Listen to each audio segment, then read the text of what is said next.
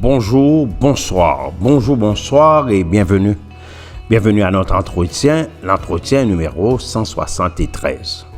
Aujourd'hui, je vais faire une déclaration qui va vous paraître surprenante. Une déclaration très surprenante, elle est étonnante, curieuse et étrange à première vue. Mais ne vous prenez pas sur ce que je dis, vaut mieux me laisser exprimer ma pensée. Vaut mieux me laisser raconter un peu ce que je veux vous dire et vous allez voir un peu un autre aspect. Vous allez voir un autre aspect de la situation. Vous allez voir un autre aspect de la chose, un autre aspect de mon entretien d'aujourd'hui. Je commence par vous dire que Dieu n'existe pas. Dieu n'existe pas, car il ne peut exister. L'existence est l'état de celui qui existe. C'est l'état de celui qui a reçu vie. Ce qui est contraire pour Dieu. Dieu n'a rien reçu de personne. Dieu n'a pas reçu une vie d'aucun personnage ou d'aucune personne. Il ne peut exister. Il ne peut pas être incarné, chers amis.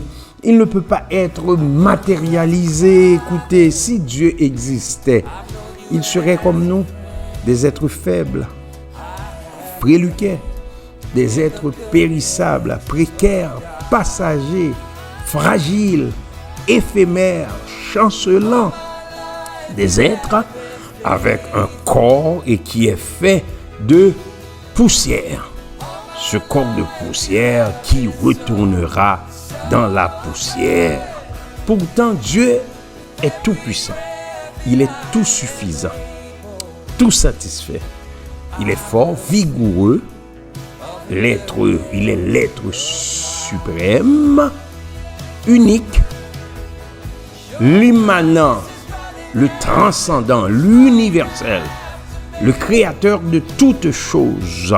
Il est doté d'une perfection absolue, constituant le principe de salut pour l'humanité et qui se révèle dans le déroulement de l'histoire. Dieu dit et la chose arrive. Il l'ordonne et elle existe. Il est le créateur de tout. Un créateur qui n'a pas de créateur. Un créateur qui n'a pas d'inventeur, ni de concepteur. Il n'a pas été créé, il est souverain. Il est tout simplement le Verbe. Le je suis, celui qui est le créateur de tout. Donc, l'être suprême ne peut exister. L'unique ne peut exister. L'immanent ne peut exister. Le transcendant ne peut exister.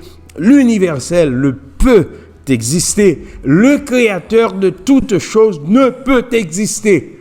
Le doté d'une perfection absolue, celui qui est doté d'une perfection absolue, ne peut exister. Car il est le constituant du principe même de salut pour l'humanité.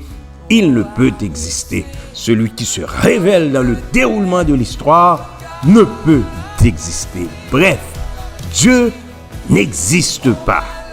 Il est. Kléber Jean-Charles vous a parlé.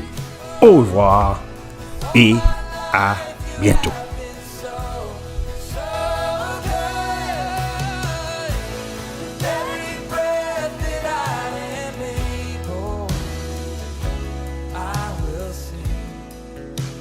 Goodness